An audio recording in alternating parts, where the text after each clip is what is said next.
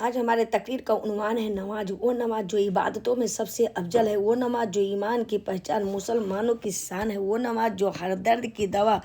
ہر مرض کا علاج ہے، وہ نماز جو بندے کو اللہ سے قریب تر کرنے کا ذریعہ اور وسیلہ ہے، وہ نماز جو غربت و مفلسی کا علاج اور خیر و برکت کا ذریعہ ہے، وہ نماز جو قبروں کا نور، بخشش کا سامان اور جنت میں جانے کا ضامن ہے، بلکہ یوں کہیے کہ وہ نماز جو دونوں جہان کی کامیابی اور کامرانی کا بہترین ذریعہ ہے۔ سبحان اللہ۔ اب آئیے نماز کے متعلق آپ کو ایک نظم سناتے ہیں کہ دیدار حق دکھائے گی اے بیویوں نماز، جنت تمہیں دلائے گی اے بیویوں نماز، دربار مصطفیٰ میں تمہیں لے کے جائے گی، خالق سے بخشوائے گی اے بیویوں نماز، عزت کے ساتھ نوری لباس، اچھے زیورات، سب کچھ تمہیں دلائے گی اے بیویوں نماز، جنت میں نرم بچھونوں کے تخت پر آرام سے سلائے گی اے بیویوں نماز، خدمت تمہاری خور کریں گی ادب کے ساتھ، رتبہ بہت بڑھائے گی اے بیویوں نماز، پڑھتی رہو نماز کی دونوں جہان میں، سب کچھ تمہیں دلائے گی اے بیویوں نماز، فاقہ سے مفلسی سے جہنم کی آگ سے سب سے تمہیں بچائے گی اے بیویوں نماز، پڑھ کر نماز ساتھ سامان آخرت محشر میں کام آئے گی اے بیویوں نماز، بات میری مانو کہ نہ چھوڑو کبھی نماز، اللہ سے ملائے گی اے بیویوں نماز، کیونکہ اللہ تبارک و تعالی قرآن میں ارشاد فرماتا ہے کہ وما خلقت الجن والانس الا لیعبدون، کہ جس کا سیدھا ترجمہ ہے کہ ہم نے جنات اور انسان کو اپنی عبادت کے لیے پیدا فرمایا، مگر آج ہمارے معاشرے،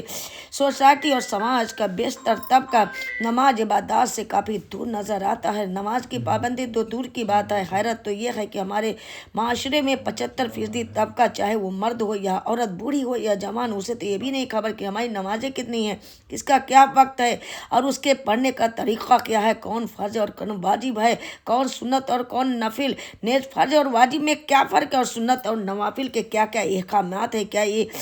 وقت علمیہ حیرت کا مقام نہیں کہ ہم اپنے آپ کو مسلمان تو کہتے ہیں، مومن اور مومنہ ہونے کا ڈھنڈورا تو پیٹتے ہیں، مگر ہمیں نمازوں کا نام تک نہیں آتا ہے، ہمیں فرض اور واجب میں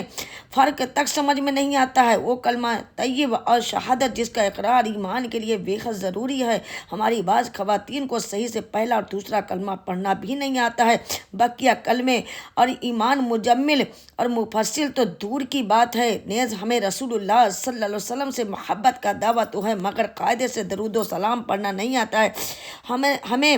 حضرت بی فاطمہ خاتون جنت رضی اللہ تعالی عنہا کے کنیز ہونے کا دعویٰ تو ضرور ہے، مگر ان کے نقش قدم سے ہم کافی دور نظر آتے ہیں۔ اللہ جو ہے،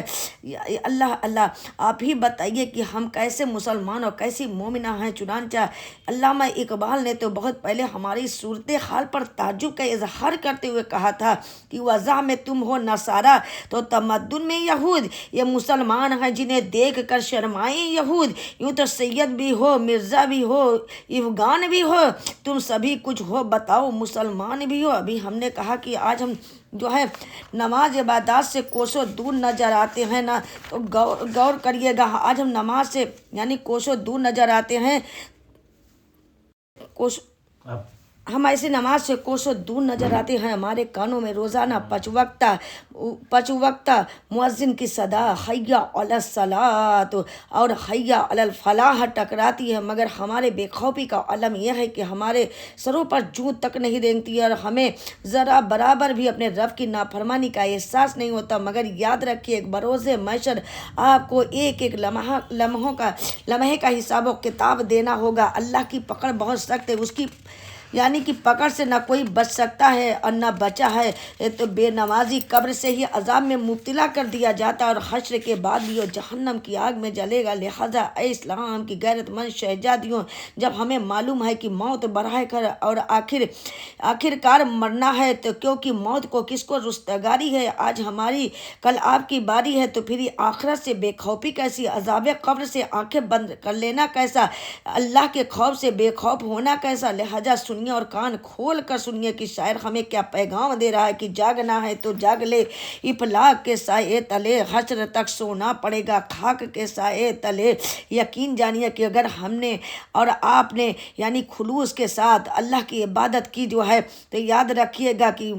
اگر ہم محبت اور عقیدت کے ساتھ نماز ادا کی تو اس نماز کی ایسی برکت اور